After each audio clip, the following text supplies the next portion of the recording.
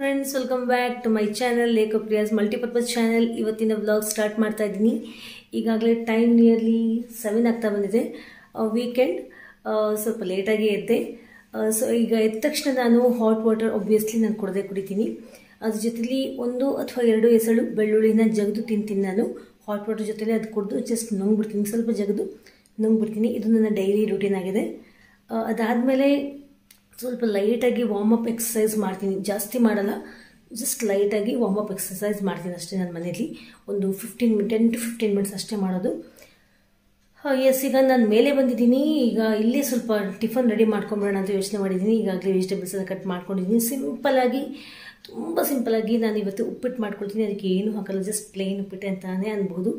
So ಬನ್ನಿ, ಹಾಗಾದರೆ ಉಪ್ಪಿಟ್ಟು ಯಾವ ರೀತಿ ಮಾಡ್ಕೊಳ್ಳೋದು ಅಂತ ತೋರಿಸ್ಕೊಡ್ತೀನಿ ಬೇಗ. ಯಾಕಂದರೆ ಇವತ್ತು ಕೂಡ ನಾನು ಕ್ಲಾಸ್ ಮನೇಲಿ ಪ್ರೈವೇಟ್ ಕ್ಲಾಸಸ್ ಇಟ್ಕೊಂಡಿದ್ದೀನಿ. ಕ್ಲಾಸ್ ಮಕ್ಕಳು ಬಂದುಬಿಡ್ತಾರೆ. ಸೊ ಬೇಗ ನಾನು ಟಿಫನ್ ರೆಡಿ ಮಾಡ್ಕೊಂಡು ಇಟ್ಕೊಂಡ್ಬಿಟ್ರೆ ಬೇಕಾದ್ರೆ ನಾನು ಲೇಟಾಗಿ ಬೇಕಾದ್ರೆ ತಿನ್ಬೋದು. ಸೊ ಬನ್ನಿ, ಉಪ್ಪಿಟ್ಟು ಸಿಂಪಲಾಗಿ ಯಾವ ರೀತಿ ಮಾಡ್ಕೊಳ್ಳೋದು ಅಂತ ನೋಡ್ಕೊಳ್ಳೋಣ. ಫಸ್ಟ್ ಆಫ್ ಆಲ್, ಒಂದು ಪುಟ್ಟ ಪಾತ್ರೆಯಲ್ಲಿ ನಾನು 1 ರಿಂದ 1.5 ಗ್ಲಾಸ್ನಷ್ಟು ಕುಡಿಯೋ ನೀರನ್ನ ಹಾಕ್ಕೊಳ್ತಾ ಇದ್ದೀನಿ. ಈ ನೀರು ಬಿಸಿ ಆಗಬೇಕು. ಈ ಕಡೆ ನೀರು ಬಿಸಿ ಆಗ್ತಾ ಇರುತ್ತೆ, ಆ ಕಡೆ ನಾವು ಒಗ್ಗರಣೆ ಹಾಕ್ಕೊಂಬಿಡೋಣ. ಈ ರೀತಿ ಮಾಡೋದ್ರಿಂದ ನಮ್ಮ ಕೆಲಸ ಬೇಗನೆ ಆಗೋಗುತ್ತೆ, ಟೈಮ್ ಮ್ಯಾನೇಜ್ಮೆಂಟ್ ಅಂತ ಅಂತಾರೆ. ಎಸ್, ಈ ಕಡೆ ಇನ್ನೊಂದು ಪಾತ್ರೆಯಲ್ಲಿ ನಾನು ಒಂದು ಅರ್ಧ ಸೌಟ್ನಷ್ಟು ಆಯಿಲ್ ಹಾಕ್ಕೊಳ್ತಾ ಇದ್ದೀನಿ, ಕುಕ್ಕಿಂಗ್ ಆಯಿಲ್. ಈ ಆಯಿಲ್ ಚೆನ್ನಾಗಿ ಬಿಸಿ ಆಗಲಿ. ಅದಕ್ಕೆ ನಾನು ಒಂದು ಅರ್ಧ ಸ್ಪೂನಷ್ಟು ಸಾಸಿವೆ, ಒಂದು ಅರ್ಧ ಸ್ಪೂನಷ್ಟು ಜೀರಿಗೆನ ಹಾಕ್ಕೊಳ್ತಾ ಇದ್ದೀನಿ. ಅದು ಚಟಪಟ ಅಂತ ಅನ್ಬೇಕು ಫ್ರೆಂಡ್ಸ್. ಈ ಉಪ್ಪಿಟ್ಟು ಪ್ಲೇನ್ ಉಪ್ಪಿಟ್ಟು ಅಂತಲೇ ಅಂತೀನಿ. ಇದಕ್ಕೆ ಏನಂದರೆ ಏನೂ ಹಾಕ್ಕೊಳ್ತಾ ಇಲ್ಲ. ನಾವು ಒಂದು ರೀತಿ ಡಯಟ್ ಉಪ್ಪಿಟ್ಟು ಅಂತಲೇ ಅನ್ಬೋದು, ಬಟ್ ತುಂಬಾ ಟೇಸ್ಟಿಯಾಗಿರುತ್ತೆ ಫ್ರೆಂಡ್ಸ್. ಇದೆಲ್ಲ ಚಟಪಟ ಅಂತ ಇದೆ. ಈಗ ಇದಕ್ಕೆ ನಾನು ಚಾಪ್ ಮಾಡ್ಕೊಂಡಿರುವಂತಹ ವೆಜಿಟೇಬಲ್ಸ್ನ ಒಂದೊಂದಾಗೆ ಹಾಕ್ಕೊಳ್ತಾ ಇದ್ದೀನಿ. ಈಗ ಇದಕ್ಕೆ ನಾನು ನೀರುಳ್ಳಿನ ಹಾಕ್ಕೊಳ್ತಾ ಇದ್ದೀನಿ, ಒಂದು ಮೀಡಿಯಮ್ ಸೈಜ್ನ ನೀರುಳ್ಳಿ. ನೆಕ್ಸ್ಟ್ ಇದಕ್ಕೆ ಚಾಪ್ ಮಾಡಿರುವಂತಹ ಹಸಿಮೆಣಸಿನ್ಕಾಯಿ ಹಾಗೂ ಟೊಮೆಟೊ ಹಣ್ಣನ್ನು ಕೂಡ ಹಾಕ್ಕೊಳ್ತಾ ಇದ್ದೀನಿ. ಎಸ್, ಇದು ಸ್ವಲ್ಪ ಚೆನ್ನಾಗಿ ಆಯಿಲಲ್ಲಿ ಫ್ರೈ ಆಗಬೇಕು, ಮೆತ್ತಗಾಗಬೇಕು ನಮ್ಮ ವೆಜಿಟೇಬಲ್ಸ್. ಎಸ್, ನಾನು ಇದನ್ನ ಎಲ್ಲ ಜಸ್ಟ್ ಸ್ಟರ್ ಮಾಡ್ಕೊಳ್ತಾ ಇದ್ದೀನಿ.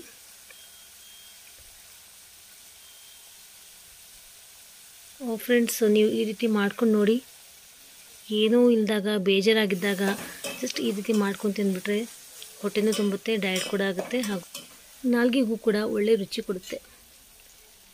ಎಸ್, ನಮ್ಮ ನೋಡಿ ತರಕಾರಿಗಳು ಚೆನ್ನಾಗಿ ಬೆಂದ್ಕೊಂಡಿದೆ, ಎಣ್ಣೆ ಬಿಟ್ಕೊಂಡಿದೆ. ಈಗ ಒಂದೇ ಒಂದು ಸಲ ಇದನ್ನ ಸ್ಟರ್ ಮಾಡ್ಕೊಳ್ತಾ ಇದ್ದೀನಿ.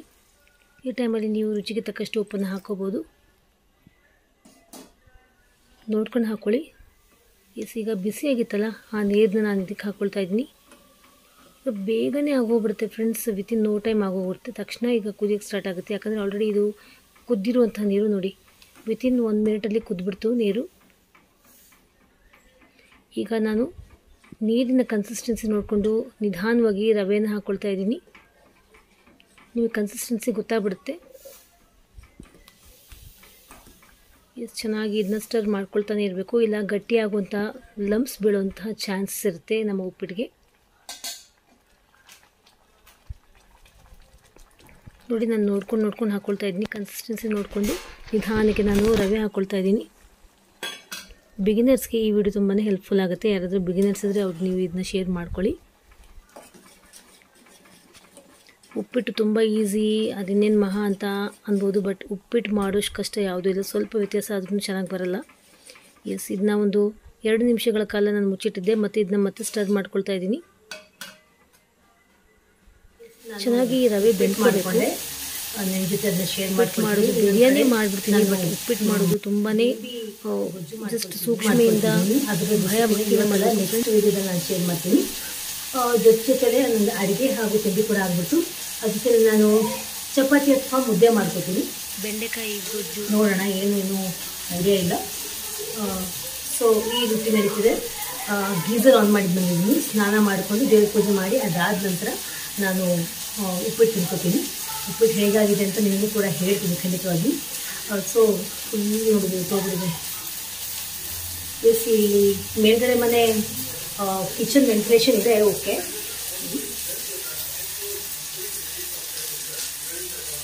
ಬಟ್ ಜಾಸ್ತಿ ಇದನ್ನ ನಾವು ಓಪನ್ ಮಾಡ್ಕೊಂಡೇ ಇರೋಕ್ಕಾಗಲ್ಲ, ಯಾಕಂದರೆ ಇಲ್ಲಿ ನಮ್ಮ ಏರಿಯಾದಲ್ಲಿ ಮಂಕೀಸ್ಗಳ ಕಾಟ, ಸಖತ್ತು ಮಂಕೀಸ್ ಬಂದು ಫುಲ್ಲು ಒಳಗೆಲ್ಲ ಬಂದು ಫುಲ್ ಅಲ್ಲೋಲ ಕಲ್ಲೋಲ ಮಾಡಿಬಿಡ್ತದೆ. ಸೊ ವಿಂಡೋ ಜಾಸ್ತಿ ತೆಗೆದಿರಲ್ಲ, ಯಾಕಂದರೆ ಒಂದು ಮಾತ್ರ ಕುಕಿಂಗ್ ಟೈಮಲ್ಲಿ ಓಪನ್ ಮಾಡ್ಕೊಂಡು ಮತ್ತೆ ಜಸ್ಟ್ ತಕ್ಷಣ ಕ್ಲೋಸ್ ಮಾಡ್ಕೊಂಡ್ಬಿಡ್ತೀವಿ. ಗ್ಯಾಸ್ ನಮ್ಮದು ಇರೋದು pipeline, CNG gas. So gas leakage ಆಗುತ್ತೆ ಅನ್ನೋಂಥ ಭಯ ಕೂಡ ನಮಗಿಲ್ಲ, ಸೊ ನೋ ಪ್ರಾಬ್ಲಮ್, ಓಕೆನಾ. ಸೊ ಫ್ರೆಂಡ್ಸ್, ನನ್ನ ಸ್ನಾನ ಆಯಿತು. ಈಗ ಸ್ವಲ್ಪ ರೆಡಿಯಾಗಿ ಜಸ್ಟ್ ಬೇಸಿಕ್ ಈಗ ಮುಖಕ್ಕೆ ಮಾಯಿಶ್ಚರೈಸಿಂಗ್ ಕ್ರೀಮ್ ಹಚ್ಕೊಂಡು ತಲೆ ಬಾಚಿಕೊಂಡು ಸ್ವಲ್ಪ ಲಿಪ್ ಜೆಲ್ ಅಂದರೆ ಸ್ವಲ್ಪ ತೇವಾಂಶ, ತ್ವಚೆಯ ತೇವಾಂಶ ಹಾಗೂ ತುಟಿಗಳು ಸ್ನಾನ ಆದ ತಕ್ಷಣ ತಮ್ಮ ತೇವಾಂಶಗಳನ್ನು ಕಳ್ಕೊಂಡಿರ್ತವೆ. ಸೊ ಅದಕ್ಕೋಸ್ಕರ ನಾನು ಫೇಸ್ಗೆ ಮಾಯಿಶ್ಚರೈಸಿಂಗ್ ಅಥವಾ ಕೋಲ್ಡ್ ಕ್ರೀಮ್ನ ಜಸ್ಟ್ ಲೈಟಾಗಿ ಅಪ್ಲೈ ಮಾಡಿಕೊಂಡು ಅದಾದ ನಂತರ ತುಟಿಗಳಿಗೆ ಲಿಪ್ ಜೆಲ್ನ ಹಚ್ಕೊಂಡು ಜಸ್ಟ್ ತಲೆ ಬಾಚಿಕೊಂಡು ನಾನು ಪೂಜೆ ಮಾಡ್ಕೊತೀನಿ. ಅದಾದ ನಂತರ ನಾನು ಟಿಫನ್ ತಿಂತೀನಿ. ಸ್ವಲ್ಪ ಲೈಟಾಗಿ ಕೈ ಸ್ವಲ್ಪ ಸುಟ್ಕೊಂಡ್ಬಿಟ್ಟೆ, ಸ್ವಲ್ಪ ಹೊಡಿತಿದೆ.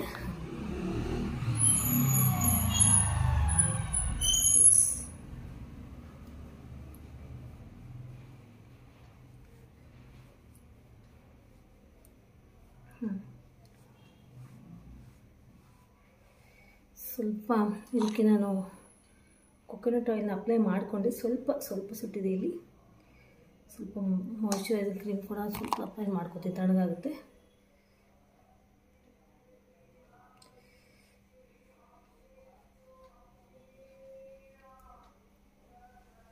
ನಾನೀಗ ಬೇಬಿ ಲಿಪ್ಸ್ನ ಹಚ್ಕೊಳ್ತಾ ಇದ್ದೀನಿ.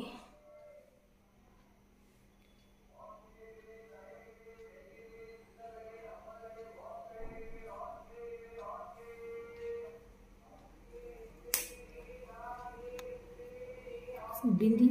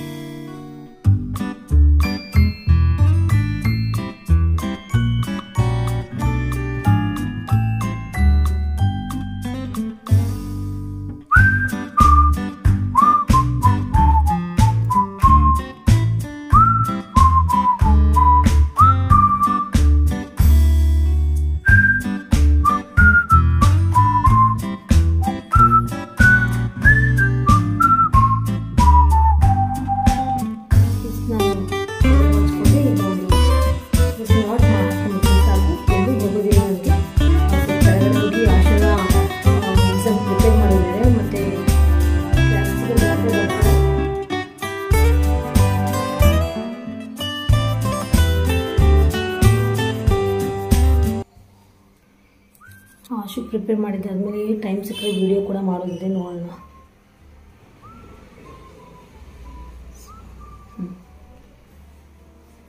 ಮನೇಲಿದ್ದಾಗ ನಾನು ಒಬ್ವಿಯಸ್ಲಿ ಕಿವಿಗೇನು ಹಾಕೊಳ್ಳಲ್ಲ, ಜಸ್ಟ್ ಫ್ರೈ ಬಿಟ್ಬಿಡ್ತೀನಿ. ಬೇಜಾನ್ ಕಲೆಕ್ಷನ್ಸ್ ಇದೆ, ಗೋಲ್ಡ್ ಕಲೆಕ್ಷನ್ಸ್ ಇದೆ, ಆರ್ಟಿಫಿಷಿಯಲ್ ಕಲೆಕ್ಷನ್ಸ್ ಇದೆ, ಬಟ್ ನಾನು ಹಾಕ್ಕೊಳ್ಳೋಲ್ಲ ಮನೇಲಿ. ನನಗೆ ಅಷ್ಟೊಂದು ಇಷ್ಟ ಆಗಲ್ಲ, ಫ್ರೀಯಾಗಿರಬೇಕು ಅಂತ ಬಯಸ್ತೀನಿ.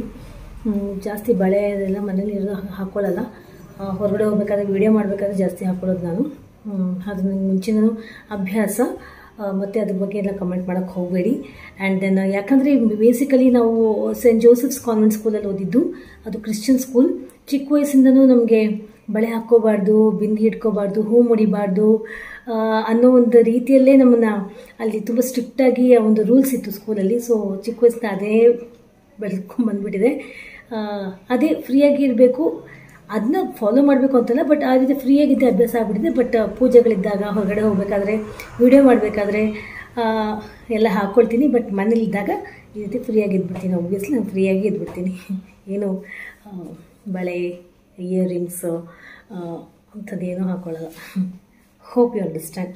ಸೊ ಈಗ ನಾನು ಪೂಜೆ ಮಾಡ್ತೀನಿ.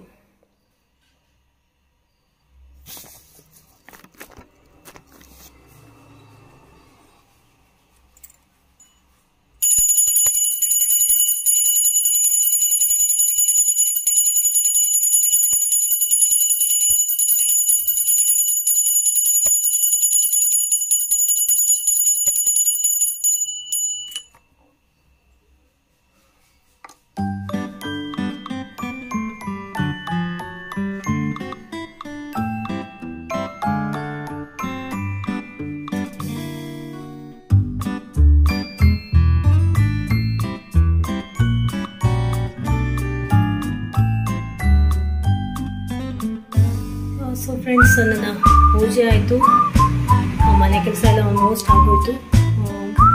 ಎಸ್, ಈಗ ನಾನು ಸ್ವಲ್ಪ ಟಿಫನ್ ಮಾಡ್ಕೊತೀನಿ. ಇನ್ನೂ ಯಾಕೆ ಹಸಿವಾಗಿಲ್ಲ. ಕೆಳಗಡೆ ಆಶುಪತ್ರೆ ಹೋಗಿ ಬಂದು ಆಮೇಲೆ ಟಿಫನ್ ಮಾಡ್ಕೊತೀನಿ. ಮತ್ತು ನಿಮಗೆ ಕಾಣ್ತೀನಿ ವಿತ್ ಮೀ. ಸೊ ಫ್ರೆಂಡ್ಸ್, ನಾನು ಕೆಳಗಡೆ ಹೋಗಿ ಬಂದೆ, ಆಶು ಸ್ನಾನಕ್ಕೆ ಹೋಗಿದ್ದಾನೆ, ಮತ್ತು ಮೇಲೆ ಬಂದೆ. ಅಷ್ಟೊತ್ತಿಗೆ ಸ್ವಲ್ಪ ಕೆಲಸ ಬಾಕಿ ಇತ್ತು, ಬ್ಯಾಲೆನ್ಸ್ ಇತ್ತು, ಅದನ್ನೆಲ್ಲ ಮುಗಿಸ್ಕೊಂಡೆ. ಈಗ ಟಿಫನ್ ತಿನ್ನೋಣ. ಉಪ್ಪಿಟ್ಟು ನಾನು ಮಾಡಿದ್ದೀನಿ, ಮೈಲ್ಡಾಗಿ ಉಪ್ಪಿಟ್ಟು ಮಾಡಿದ್ದೀನಿ. ಅದನ್ನ ನಾನು ತಿನ್ಕೊಂಡ್ಬಿಡ್ತೀನಿ. ಹೇಗಾಗಿದೆ ಅಂತ ಕೂಡ ನಿಮಗೆ ನಾನು ಶೇರ್ ಮಾಡ್ತೀನಿ ನಿಮ್ಮ ಜೊತೆಲಿ. ಸೊ ಅದನ್ನ ಸರ್ವ್ ಮಾಡಿಕೊಂಡು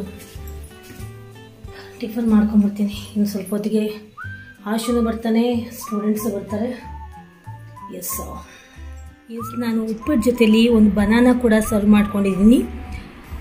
ಎಸ್, ನಾನೀಗ ಉಪ್ಪಿಟ್ಟನ್ನ ನಾನು ಟೇಸ್ಟ್ ಮಾಡ್ತೀನಿ, ಹೇಗಾಗಿದೆ ಅಂತ ಕೂಡ ನಿಮಗೆ ಹೇಳ್ತೀನಿ ಫ್ರೆಂಡ್ಸ್. ತುಂಬ fresh, happy morning, weekend morning.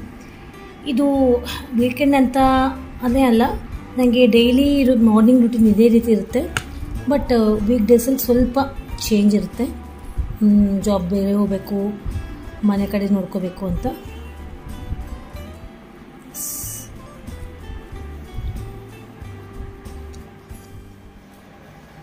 Awesome ಆಗಿದೆ ಉಪ್ಪಿಟ್ಟು ಮಾತ್ರ.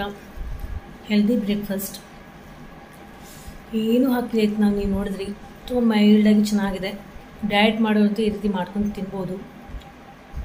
ಬೇಕಾದ್ರೆ ನೀವು ಆಯಿಲ್ ಒಂದು ಸ್ವಲ್ಪ ಕಡಿಮೆ ಮಾಡ್ಕೊಂಡು ಚೆನ್ನಾಗಿರಲ್ಲ. ಇಷ್ಟು ನಾನು ಹಾಕ್ಕೊಂಡು ಇಷ್ಟು ಆಯಿಲನ್ನು ನೀವು ಹಾಕೋಬೋದು. ಚೆನ್ನಾಗಿದೆ, ತುಂಬ ಚೆನ್ನಾಗಿದೆ. ಸೊ ಮತ್ತು ನಿಮಗೆ ಸೊ ಫ್ರೆಂಡ್ಸ್, ಟಿಫನ್ ಮಾಡ್ಕೊಂಡಿದ್ದು ನೀವು ನೋಡಿದ್ರಿ. ಕೆಳಗಡೆ ಹೋಗಿ ಬಂದೆ, ಅಷ್ಟನ್ನು ಮಾತಾಡಿಸ್ದೆ. ಸ್ವಲ್ಪ ವೆಜಿಟೇಬಲ್ಸ್ ಪರ್ಚೇಸ್ ಮಾಡೋದಿತ್ತು. ಮನೆ ಹತ್ರನೇ ವೆಜಿಟೇಬಲ್ಸ್ ಕೊಂಡ್ಕೊಂಡೆ. ದಟ್ ಮೀನ್ಸ್ ಮಮ್ಮಿಗೂ ಕೊಟ್ಟು ನಾನು ಸ್ವಲ್ಪ ಮೇಲ್ಗಡೆ ತೆಗೆದುಕೊಂಡು ಬಂದೆ ವೆಜಿಟೇಬಲ್ಸ್. ಸೊ ಈ ರೀತಿ ಇತ್ತು. ಇನ್ನು ಕ್ಲಾಸ್ ತೊಗೋಬೇಕು ಅಷ್ಟೇ. ಕ್ಲಾಸ್ ತೊಗೊಂಡು ಮತ್ತೆ ಮಧ್ಯಾಹ್ನ ಏನಾದರೂ ಇದು ಗೊಜ್ಜು ಮಾಡ್ಕೊಂಡಿದ್ದೀನಿ, ಅದಕ್ಕೆ ಮುದ್ದೆ ಏನಾದರೂ ಮಾಡ್ಕೊಳ್ತೀನಿ ಅಂತ ನಿಮ್ಗೆ ಹೇಳಿದೆ. ಊಟ ಮಾಡ್ಕೊಳ್ತೀನಿ. ಸೊ ವೀಕೆಂಡಲ್ಲಿ ನನ್ನ ಈ ಒಂದು ರೂಟೀನ್ ಹೀಗಿತ್ತು.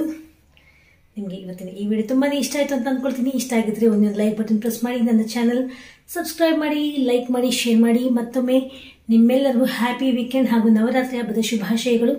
ಟೇಕ್ ಕೇರ್, ಬಾಯ್.